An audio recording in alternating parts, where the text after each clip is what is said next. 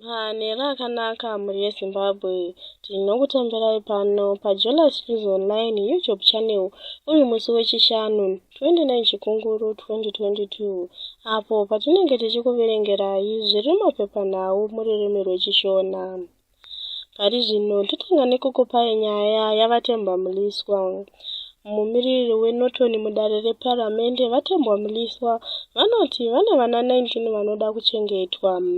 Zvichitevera kubuda pachena kwakaita Suzeni Mutami, vatemba muliswa vabva vabudisawo mashoko avo vachimupindura. Vanoti ivo vane vana 19 vanoda kuchengetwa uye constituency yavanofanira kumiririra.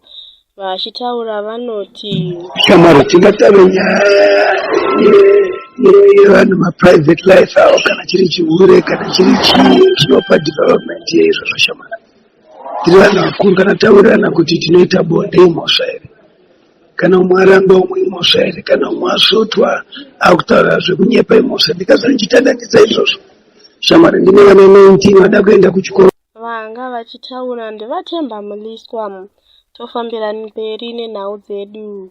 Vatendai Biti vanoti vaMutuli vangouya vachirotomoka vachibhabhauka vasina chinemusoro chavataura. Regai tipinde munyaya iyi yose.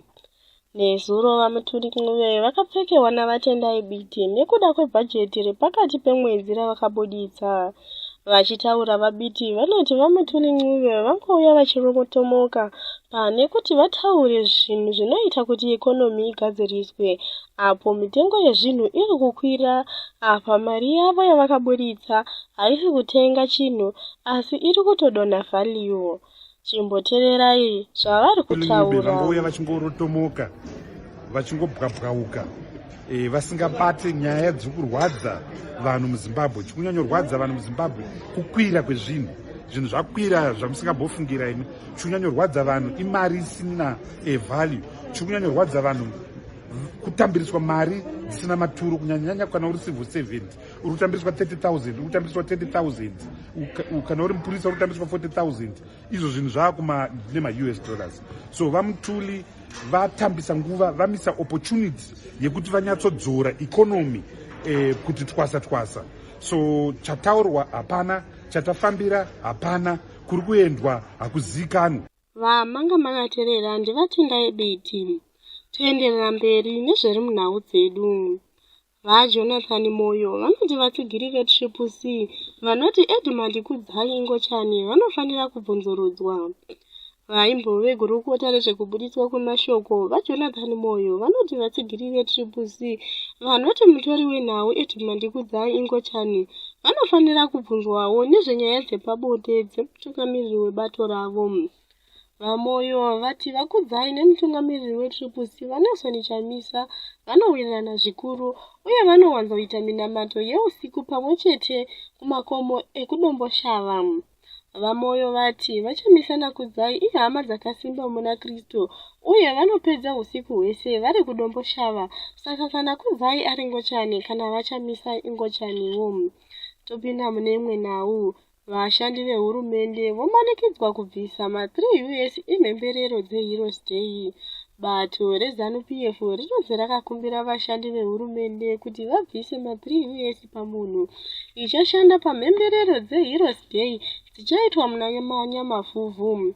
Mashoko atatambira anoti vana mukoti, vadzidzisi nevamwe vashandi vehurumende vanoshanda kumaruwa vanowanzokumbirwa kuti vabvise mari kumabiko enyika ayo anenge achitungamirirwa nevakuru veZANU PF. Takwanisa kubata gurukota rezvevashandi vehurumende, vashandi pamwe nekugara zvakanaka kwevanhu vapowo mavhima avo varamba kuti hurumende ine chekuita nezvenyaya iyi, vachiti huwari huri kuitwa nemamwe mapazi. Topinda mune imwe nhau. Bato rinopikisa reMRP rinoti richaverenga vanhu rega mushure mekuramba zvakabudiswa neZimstat. Bato reMtwakazi Republic Party rakapa zvakabudiswa nebazi reZimbabwe National Statistics Agency richiti munguva pfupi iri kutevera richaita ongororo yaro kuchamhembe kweZimbabwe. Gwaro reZimstat rinoti uwandu hwevanhu vemuZimbabwe hwakawedzera nezvikamu 16.2 kubva pa13 miliyoni kusvika pa15 miliyoni muna 2022, uye uwandu hwegore negore hwakakwira nechikamu chimwe nechidimbu kubva pa1.5. Vachitaura neCITE, mutungamiriri weMRP vamoyo vanoti ongororo yakaitwa neZimstats haina kujeka. Pari zvino tobata bepanhau reNewsday. Vamwe sabhuku vanotengerwa kugara mujere kwemakore 7 nemhosva yekuda kuponda. Regai ndipinde munhau iyi yose. Mukuru wemumusha weHope Fountains A2 Kasela akatongerwa kugara mujere kwemakore 8 nemhosva yekubaya munin'ina wemusikana wake nebanga. Sabhuku wemumusha uyu Mlala ane makore 38 okuberekwa akarova munin'ina wemusikana wake Cinderella Banda mushure mekunge aramba kumutaurira kwaigara sisi vake Isabel Banda. Pari zvino topinda kune imwe nhau. Vaimbova gurukota rekuMozambique vanotongerwa kugara mujere kwemakore 16 nemhosva yekuita uori. Amai Maria Helena Taipo vekuMozambique avo vaimbova gurukota rezvevashandi vatongerwa kugara mujere kwemakore 16 nemhosva dzeuori dzinosanganisira kubviswa kwemari inodarika madhora mamiliyoni 9 kubva kumari yehurumende. Vamwe vakuru vehurumende vakatongwawo pamwe chete navo.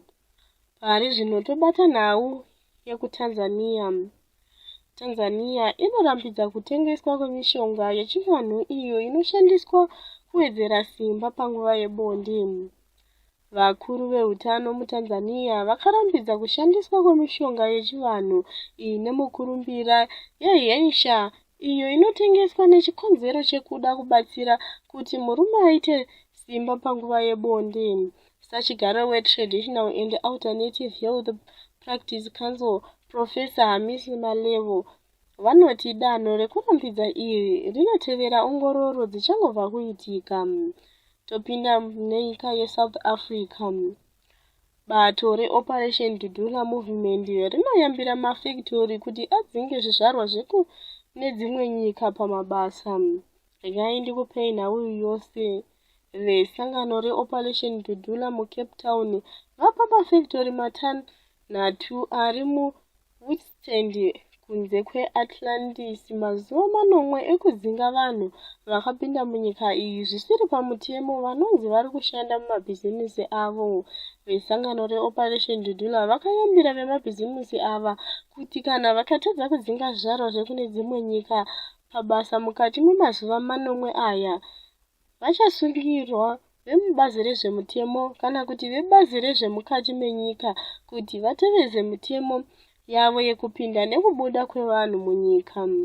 Tinoti kuverengwa kwenhau dzanga dzichipisa muzuva ranhasi kunobverera pano.